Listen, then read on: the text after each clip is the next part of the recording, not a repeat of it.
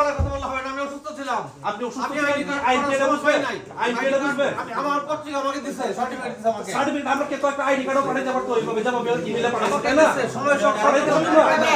1 ঘন্টা সময় ব্যবধান। ভাই এগুলো আমার বুঝাই না, আমার এগুলো বুঝাই না। আমি চাই আপনাদের সবারই হোক, আমি চাই সবারই হোক।